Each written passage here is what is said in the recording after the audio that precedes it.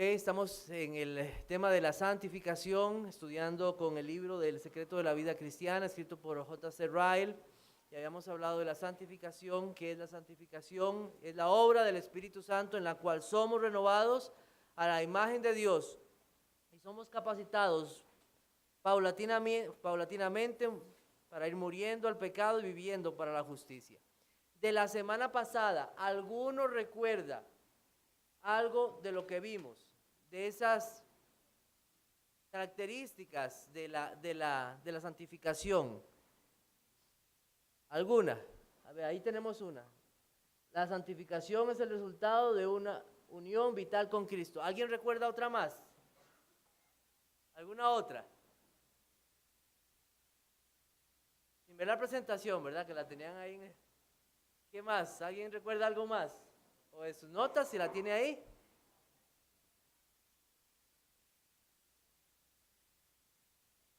Ok, muere en el creyente. Ok, ¿qué más? ¿Alguien recuerda algo más? Ajá, bueno, sí, está bien. Ok, vamos a poner otra más. Ok, ¿se acuerdan que la santificación es el resultado y consecuencia de la regeneración? Otra.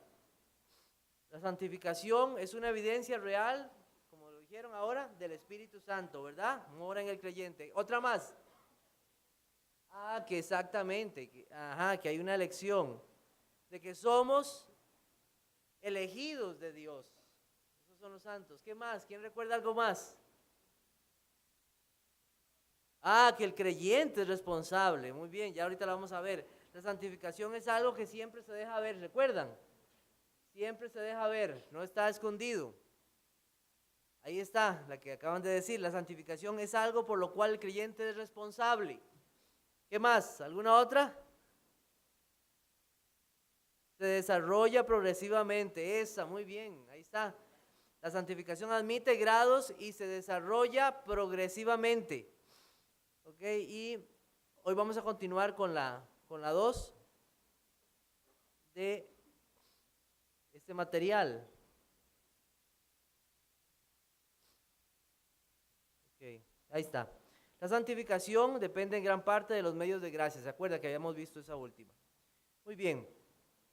Entonces vamos a pasar al punto 9. Dice, la santificación puede seguir un rumbo ascendente aún en medio de grandes conflictos y batallas. Tenemos 3 pasajes. Gálatas 5:17, porque el deseo de la carne es contra el espíritu y el del espíritu es contra la carne, y estos se oponen entre sí para que no hagáis lo que queréis. Romanos 8:13, porque si vivís conforme a la carne moriréis, mas si por el espíritu hacéis morir las obras de la carne, viviréis. Entonces, todos los creyentes tenemos una lucha, una batalla espiritual. De eso se ha hablado bastante, ¿verdad? Aquí en esta iglesia. Es una palabra muy conocida. ¿Por qué? Porque está en la Biblia, contra nuestros enemigos. ¿Por qué? ¿Por qué es así? Porque tenemos pecado remanente, porque hay un diablo, porque hay un mundo, hay enemigos, y el cristiano tiene una lucha, pero especialmente tiene una lucha dentro de su ser. Y por el Espíritu Santo el creyente hace morir cada vez más lo terrenal. Y cada vez hay más de lo celestial en su vida. Las obras de la carne, todo deseo que es contra Cristo, debe ser parte. Luchar, esa lucha es parte del creyente, es parte de la vida que Dios ha dado al Hijo de Dios. Esa lucha se le ha dado por su naturaleza divina. Si no tiene naturaleza divina, no hay forma de luchar. ¿Por qué? Porque sigue la corriente de este mundo. Decía este hombre, Juan Carlos Ray, que las luchas del alma, eso no está en mi tablet, lo siento. Yo no sé. Tell me.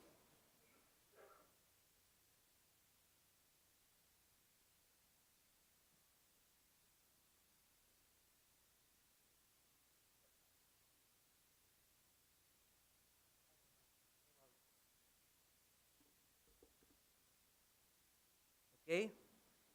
Entonces, si hay luchas, es porque está vivo. Si no lucha, es porque está muerto. Esa es parte de la vida del creyente. El creyente tiene una lucha. El creyente no solo tiene paz de conciencia, sino también una guerra en su interior. Hay una doctrina que se llama el perfeccionismo. Es una doctrina falsa, no está en la Biblia, no está ahí. Los perfeccionistas estiman necesario rebajar las reglas de la ley y hacer que la idea del pecado sea externa para sostener su teoría.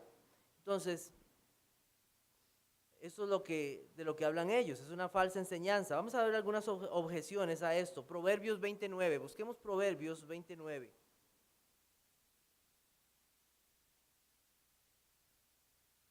¿Qué lo dicen los perfeccionistas? Que es posible en esta vida alcanzar la perfección, o sea, una persona totalmente sin pecado. Si alguien lo tiene, lo puede leer. Proverbios 27, he dado pocas oportunidades a veces para que alguien lea. ¿Alguien lo tiene por ahí?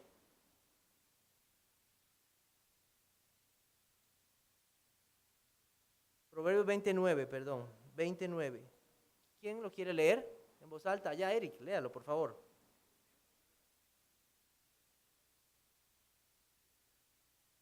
Sí, ¿verdad? ¿Quién, verdad?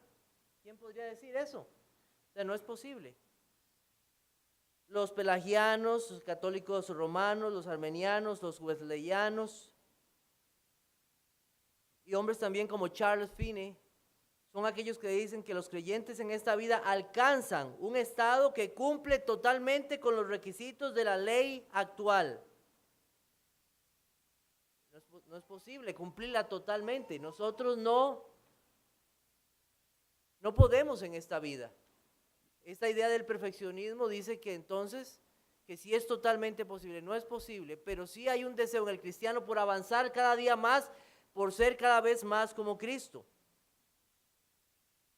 Ahora, estos que abogan por el perfeccionismo lo que hacen es ajustar las leyes para que entonces poder cumplirlas. Pero si uno quiere observar las leyes de Dios totalmente, no puede. No hay forma, no es posible. No hay forma de poder sujetarnos totalmente a toda la ley de Dios para decir que somos salvos por ella, en ninguna manera. Quería buscarles un pasaje, pero ahorita tal vez en todo momento pueda leerla. Bueno, entonces, dice Ryle, como la experiencia del apóstol Pablo que está en Romanos capítulo 7, si usted ha podido leer Romanos capítulo 7, usted se va a dar cuenta que el cristiano que estaba mencionándose ahí, Pablo, hablando de su propia experiencia, no es un niño espiritual. Tampoco es un cristiano vacilante en las cosas de Dios. Era un cristiano fiel y maduro. ¿Y qué dice él? Hay una lucha en mi vida. Hay una lucha en mi vida. Vamos a buscar Romanos capítulo 7. No vamos a leer todos los pasajes porque es un poco difícil poder leerlos todos. Pero capítulo 7, versículo 17 dice: de manera que ya no soy yo quien hace aquello, sino el pecado que mora en mí. Y yo sé que en mí, esto es, en mi carne no mora el bien, porque el querer, el bien está en mí, pero no el hacerlo. Porque no hago el bien que quiero, sino el mal que no quiero, eso hago. Si hago lo que no quiero, ya no lo hago, sino el pecado que mora en mí. Así que, queriendo yo hacer el bien, hallo esta ley, que el mal está en mí. Porque según el hombre interior me deleito en la ley de Dios, pero veo otra ley en mis miembros que se revela contra la ley de mi mente y que me lleva cautivo a la ley del pecado que está en mis miembros. ¿Qué está diciendo este hombre de una forma humilde y reconociendo? Hay una lucha en el creyente, hay una verdadera lucha. No es algo que corresponde a alguien que está comenzando en la vida. No, es un hombre maduro y él admite esa lucha. Que hay algo que se revela contra él. Entonces, tenemos algunas objeciones contra el perfeccionismo. Dice, a la luz de la Biblia está enseñado que es insostenible, no hay uno que no peque. Ya leímos uno, Proverbios 29, también otros, Eclesiastés 7:20. Hay una lucha constante entre la carne y el espíritu en las vidas de los hijos de Dios, eso lo acabamos de leer. La confesión de pecados y la oración por el perdón se requieren constantemente. Si confesamos nuestros pecados, Él es fiel y justo para perdonarnos y limpiarnos de toda maldad. Se requiere orar y confesar nuestros pecados delante de Dios. Punto D, los perfeccionistas estiman necesario rebajar las reglas de la ley y hacer que la idea del pecado sea externa para sostener su teoría. Entonces van ajustando las leyes para que entonces decir, sí, es que esto no es tan... No, la ley de Dios es una. Hay que cumplirla, hay que sujetarse a ella. En nuestra carne, cumplirla totalmente o a la perfección es imposible. Pero sí hay un deseo del cristiano por querer progresar cada vez más. Dice Ryle, la liberación completa del pecado la experimentaremos sin duda en el cielo, pero nunca la gozaremos mientras estemos en este mundo. Y nada más aquí como un punto a pensar, ¿no anhela usted el cielo un día? ¿No anhela usted el cielo? Ya un día ya no habrá lucha. Ya no habrá lucha con el pecado. Ya no existirá.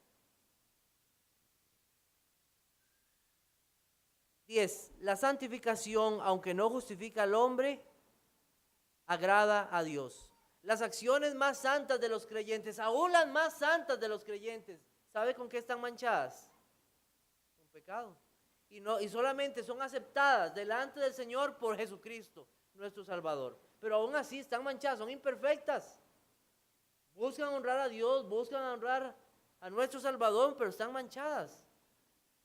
Pero Dios, en su misericordia, las recibe como sacrificios agradables a Dios, pero agrada a Dios. Segunda de Corintios 5:9 dice, por tanto procuremos también, o ausentes o presentes, serle a quién, agradable, ser agradable a Dios. Primera de Timoteo 2:4, ninguno que milita se enreda en los negocios de la vida a fin de agradar a aquel que lo tomó por soldado. Hay un deseo en el creyente de agradar a Dios. Usted tuvo bicicleta, pequeñito. Le regalaron bicicleta. Hace muchísimos años, en este barrio se organizó una carrera. Yo tenía mi Super Chopper. Los que saben qué es esa bicicleta. Rojo perlado. Traída desde la frontera de Panamá. Wow, nadie tenía una de cambios. Eso era ya lo máximo. Ustedes no saben. Solo lo que saben. Bueno, se organizó una carrera aquí y los otros usaban bicicletas de carreras. Competir. Era darle varias vueltas a este sector de aquí. Pasaba por el frente aquí de este edificio.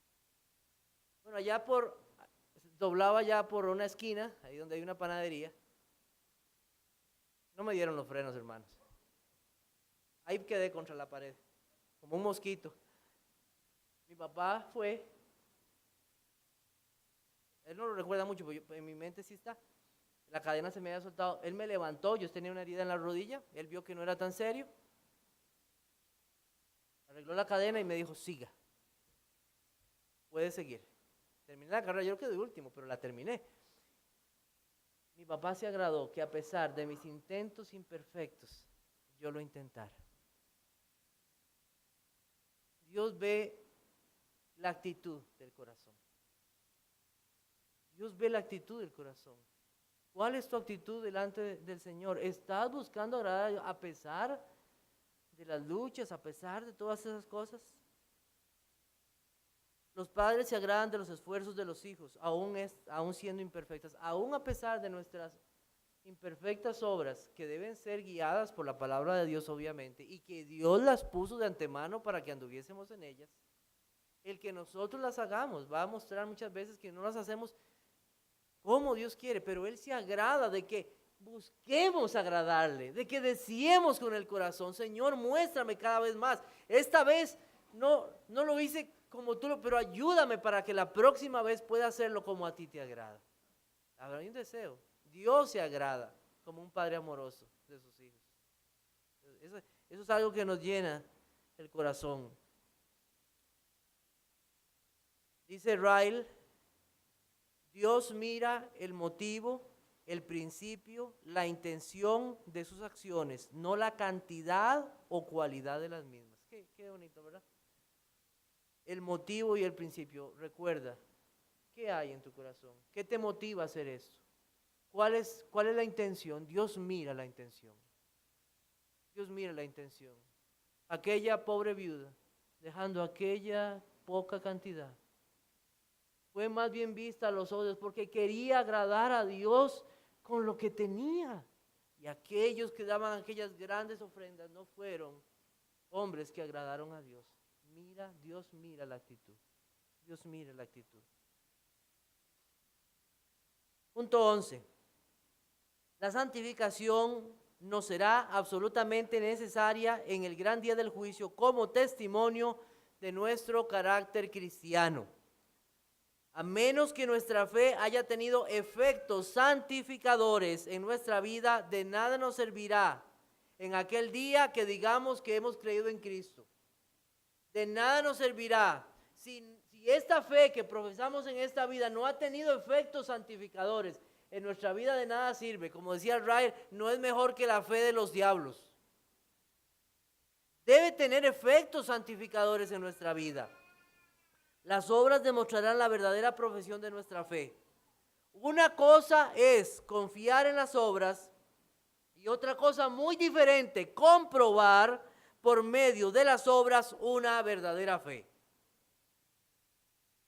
¿Qué harás aquel día cuando los libros sean abiertos? Si no es que hay un libro literal, sino cuando se revele todo de nuestra vida. ¿Qué harás en ese día? Eso es serio.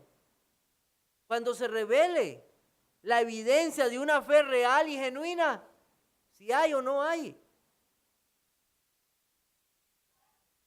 No habrá resurrección de vida, sino resurrección para condenación en aquellos que sus frutos y sus obras no demostraron que eran de Cristo. Vamos a buscar Mateo 25. Mateo 25.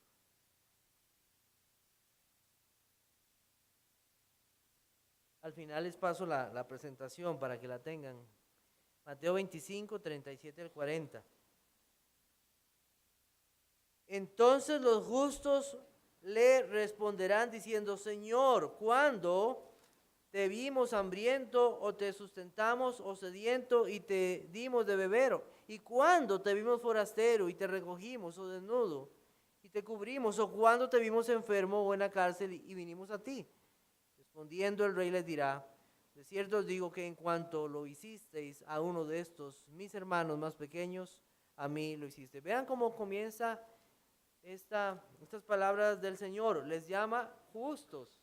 Vean cómo les llama, son hombres justos. Ellos están admirados, estas personas, de que el Señor saque a relucir estas cosas. Ellos no estaban pensando en estas cosas como medios de justificación. Ellos los hicieron porque eran justos, porque eran hombres o mujeres que amaban al Señor. ¿Cuál es la respuesta del Señor a estos hombres?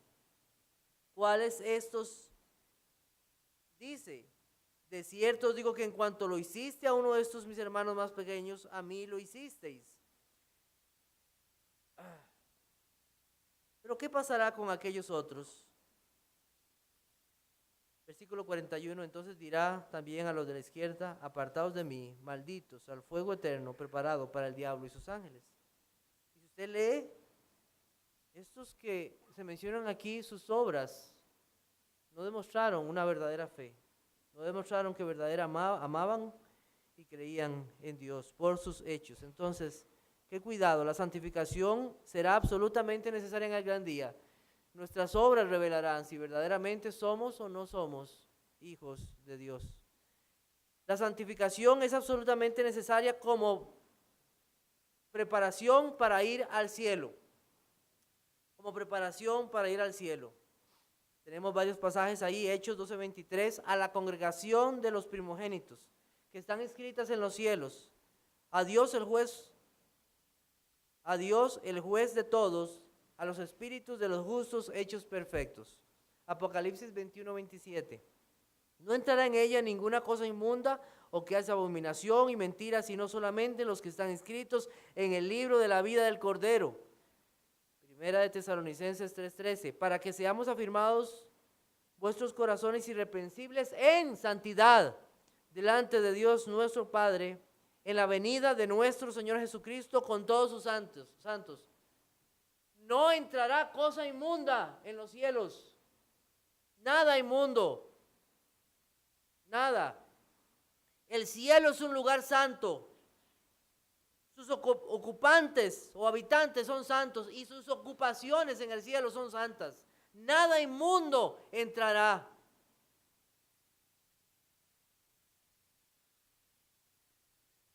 Nada inmundo.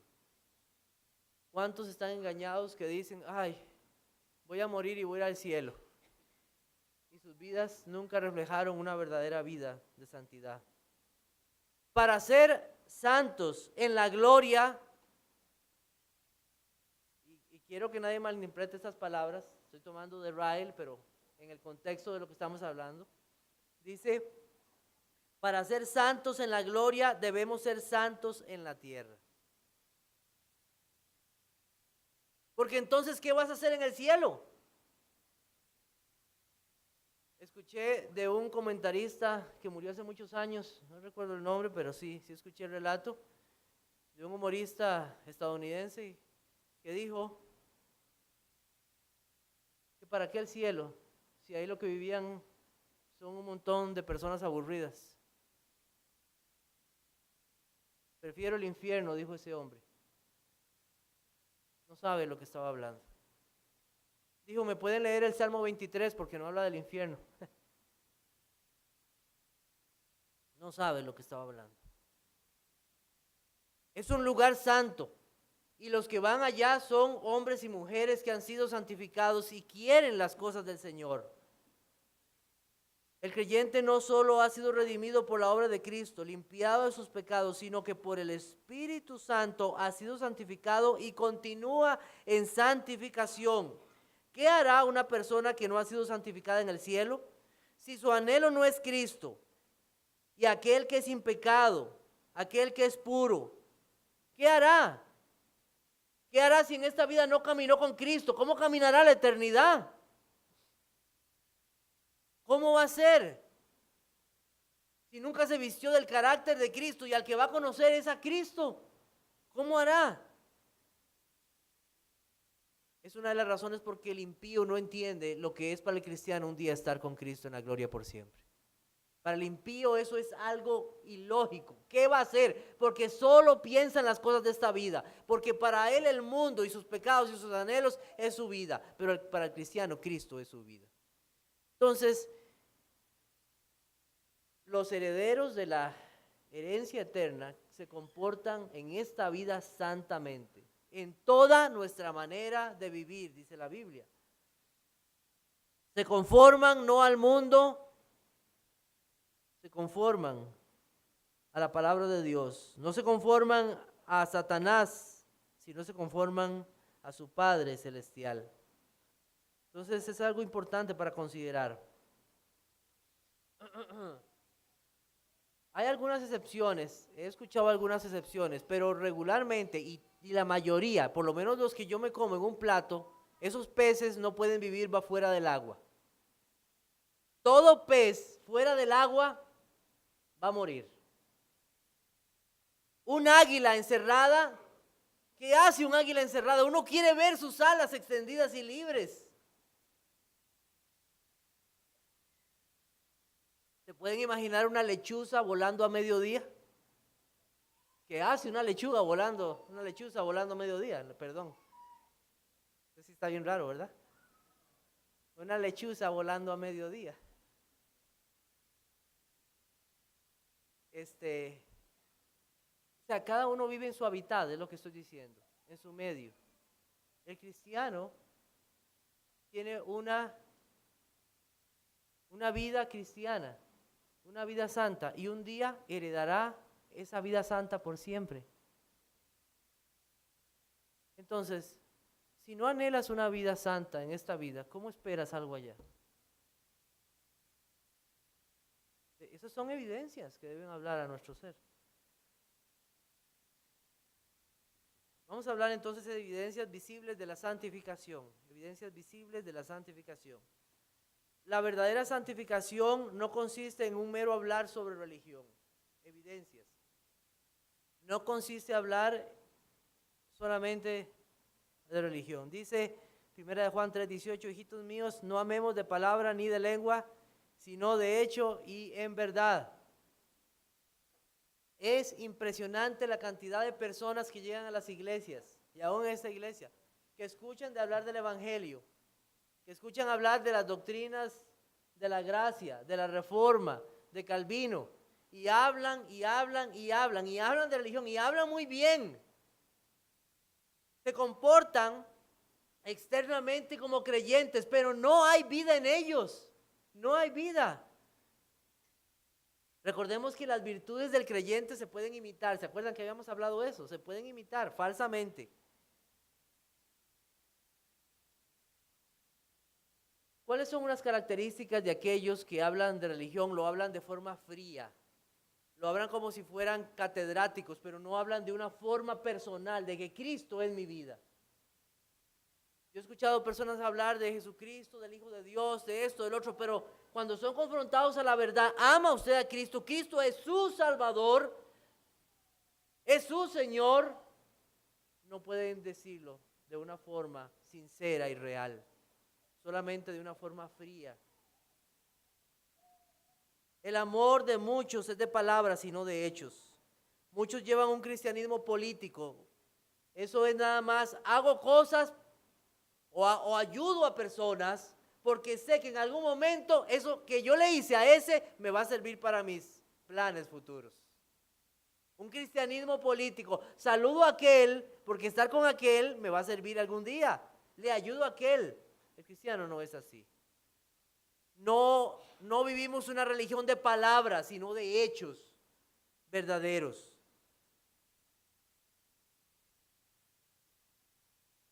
No vivimos por reconocimientos o premios de alguna manera. Yo quiero que a mí me reconozcan, entonces voy a pasar todos los domingos en la mañana haciendo esto aquí, limpiando aquí, allá en el edificio, para que entonces un día me reconozcan. El cristiano no piensa en eso. ¿Cuántos hoy se gradúan de teología? ¿Cuántos hoy hablan de religión? Llegan a las escuelas y hablan de religión y no tienen una verdadera vida. Conocen hechos de la Biblia, pero ellos no demuestran que conocen al Dios de la Biblia. Eso es algo importante. Entonces, decía ahí también el apóstol Pablo, 1 Corintios 4:19, pero iré pronto a vosotros, si el Señor quiere, y conoceré no las palabras, sino el poder de los que están envanecidos. Vamos a ver si verdaderamente, si sus hechos demuestran, porque hablan y no hay en ellos verdadera vida. La verdadera santificación no consiste en sentimientos. Dice Juan Carlos Rail, cuán peligroso resulta para el alma tomar los sentimientos y emociones experimentados en ciertas reuniones como evidencia segura de un nuevo nacimiento y de una obra santificadora. ¿Cuántas personas han llegado a un altar llorando y llorando, verdad? Que aquello destroza el corazón. Personas visiblemente afectadas en sus sentimientos, pero nada más fue un momento, una emoción. No fue una verdadera vida que fue cambiada por Cristo. Son muchos los que aparentemente han sido alcanzados por la predicación del Evangelio y cuyos sentimientos han sido despertados, pero no hay vidas transformadas. Las lágrimas y las risas se pueden contagiar. ¿Usted ha visto una persona que se ríen y ríen? Al ratito ya uno está riéndose. O hay unos que lloran y ya uno y casi que comienza a llorar. Pero una verdadera fe no se puede contagiar. Es algo que solo Dios puede hacer en el corazón. ¿Y cuántos pastores estudian? Es que estudian cómo dominar las masas, cómo dominar los sentimientos, cómo hacer que las personas se sientan atraídos hacia ellos.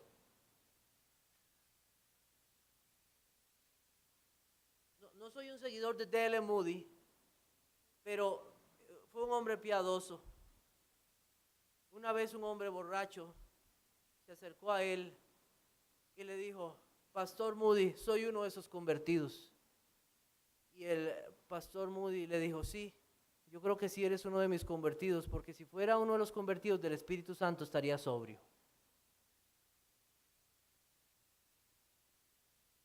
Solo el Espíritu Santo puede hacer cambios en las vidas de las personas.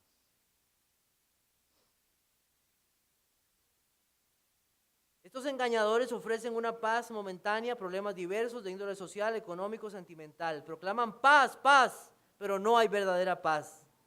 Son aquellos que en el calor del momento reconocen cosas y tratan de eliminar conductas,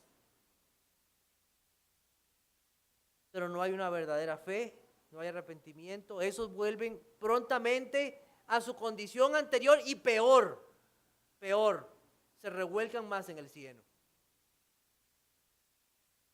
Eso es un engaño. ¿Ok?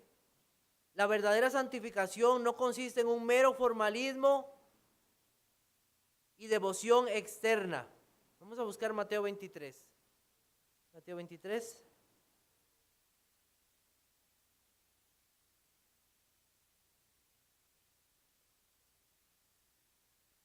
Versículos 4 al 7 dice, porque atan cargas pesadas y difíciles de llevar y las ponen sobre los hombros de los hombres, pero ellos ni con un dedo quieren moverlas. Antes hacen todas sus obras para ser vistos de los hombres, pues ensanchan sus filacterias y extienden los flecos de sus mantos y aman los primeros asientos en las cenas y las primeras sillas en las sinagogas y las salutaciones en las plazas y que los llamen rabí, rabí. Versículo 25. Hay de vosotros escribas y fariseos hipócritas, porque limpiáis lo fuera del vaso y del plato, pero por dentro está lleno de robo y de injusticia. Muchos se imaginan que la verdadera santidad consiste en una cantidad y abundancia del elemento externo de la religión. Muchas oraciones, muchas cosas, que me vean mucho. No ha faltado nunca a un servicio de los cultos. Y no estoy diciendo que sea importante esto. Lo que pasa es que esas personas confían en eso. Confían en eso. Yo he conocido personas que confían en eso. Tengo 25 años de estar. Y esa es su confianza. Pero su vida no demuestra un verdadero cambio. ¿Cuántos ponen su confianza en la rigurosa asistencia a servicios en la iglesia, en la abnegación de los medios públicos y privados, en la forma del vestir del domingo, en la forma de hablar a otros en las actividades cristianas? Y ponen su confianza en estas cosas, pero nunca la hipocresía podrá sustituir a la santidad, nunca, nunca. Cuidado de un mero formalismo y devoción externa. Punto D. La santificación no consiste en un abandono del mundo y de las obligaciones sociales. Juan 17:15, no ruego que los quites del mundo, sino que los guardes del mal. 1 Corintios 10:13, no os ha sobrevenido ninguna tentación que no sea humana, pero fiel es Dios, que no os dejará ser tentados más de lo que podáis resistir, sino que dará también juntamente con la tentación la salida para que podáis soportar. Colosenses 2:23, tales cosas tienen a la verdad cierta reputación de sabiduría en culto voluntario, en humildad, en duro trato del cuerpo, pero no tienen valor alguno contra los apetitos de la carne. Hay gente que ha buscado meterse en un convento para entonces buscar la santidad. Los ermitaños se van allá a la montaña a respirar aire puro, justamente a escuchar las aves, a escuchar el sonido de los ríos y ahí encontrar paz de conciencia y huir de todas las mundanalidades. Pero se olvidan de que ni las cerraduras, ni las paredes, ni la lejanía pueden mantener al diablo fuera. Y que donde vayamos vamos a llevar este corazón pecaminoso, que es la raíz de todos los males. Raíz de todos los males es. Ahí va. No se ha apartado. Nuestros pensamientos siguen con nosotros. La santidad no consiste en hacerse monje o miembro de algún grupo religioso. La verdadera santidad no aísla al creyente de las dificultades y las tentaciones, sino que le hace frente a todas las situaciones de esta vida en las fuerzas del Señor. No huye de ser un papá. No huye.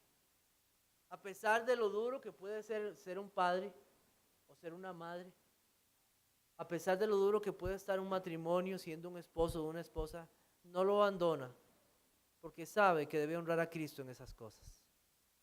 Hemos tenido tristes casos de personas que piensan eso. Que lo mejor es huir.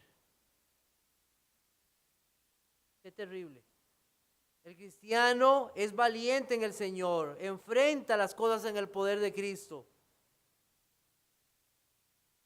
La luz y la sal son para este mundo, son necesarias en medio de la oscuridad y en medio de la corrupción de este mundo. Son necesarias. Si estás en un trabajo en este momento que tiene muchas dificultades, Dios quiere que estés ahí para formar tu carácter, para que acudas a Cristo, para que te sostengas en Él. Y lo digo por experiencia propia.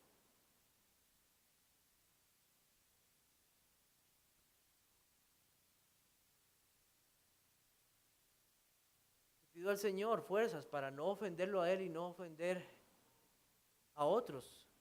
Que el nombre de Cristo sea exaltado.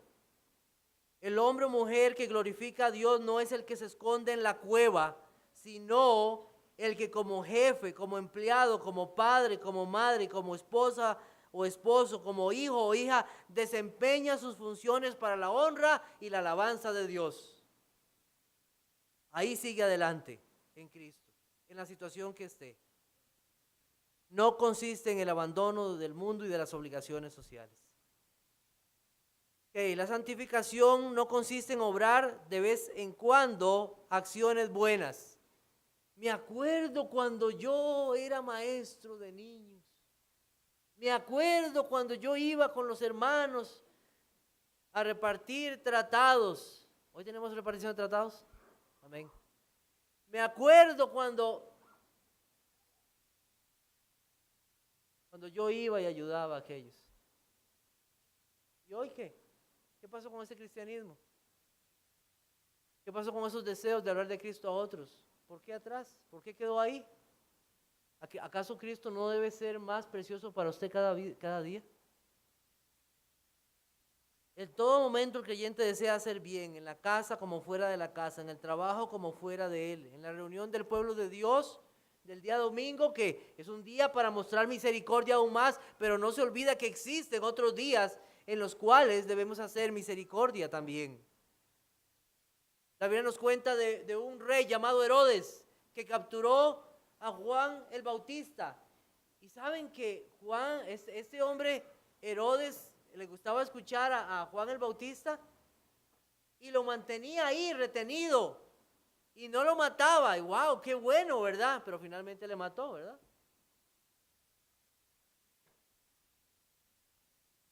La vida del cristiano no son momentos de bondad, no son arrebatos de misericordia. Vive buscando hacer el bien cada día.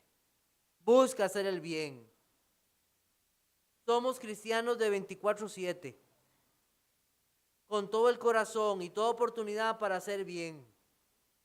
No vive de las glorias del pasado, sino que trabaja y sirve hoy más que ayer según las fuerzas de Dios. Lo que aprendisteis y recibisteis y oísteis y visteis en mí, esto haced, y el Dios de paz. Algo pasó ahí. Creo que se desconectó. Bueno, ya casi vamos a terminar. Y el Dios de paz estará con vosotros en gran manera. Me gocé en el Señor cuando ya al fin habéis revivido vuestro cuidado de mí, de lo cual también estaba solícitos, pero os faltaba la oportunidad. Punto F. Una santificación genuina se evidenciará en un respeto habitual a la ley de Dios y tenerla como regla de vida. Romanos 7:22 podemos buscar. Romanos capítulo 7, versículo 22.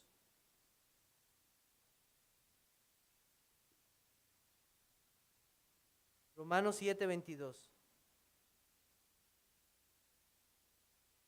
Dice así: Porque según el hombre interior me deleito en la ley de Dios. Salmo 119, 97 dice, oh, cuánto amo yo tu ley, todo el día es ella, ¿qué? Mi delicia. Entonces, el hombre de Dios, su mujer de Dios se deleita en la ley de Dios. Caminar, los discípulos de Cristo aman su ley, aman la palabra de Dios. Vamos a ver uno más y lo dejaremos para la próxima semana, para ya tener el tiempo de ir a recoger los niños y las otras cosas. Dice, punto G, la verdadera santificación se mostrará en un esfuerzo consciente para hacer la voluntad de Cristo y vivir a la luz de ella. Oísteis que fue dicho a los antiguos, no matarás, y cualquiera que matare será culpable de juicio, dice Mateo 5:21. El sermón del monte, el cual fue predicado por nuestro Señor, una interpretación correcta de la ley, porque los hombres habían hecho una interpretación incorrecta de lo que Dios había mandado. El creyente quiere vivir a la luz de esa ley y vivir cada día más una vida de santidad. Aquellos entendían que el matar tenía nada más un asunto que ver con un arma y con quitarle la vida física a una persona, pero no con palabras tan hirientes que podían mostrar que una persona quería destruir a esa otra vida. Entonces, una verdadera santidad nos lleva a un esfuerzo consciente para hacer la voluntad de Cristo y vivir a la luz de ella. Bueno, vamos a dejarlo aquí. La próxima semana no solamente vamos a ver la santificación, sino la santidad. Que el Señor les bendiga.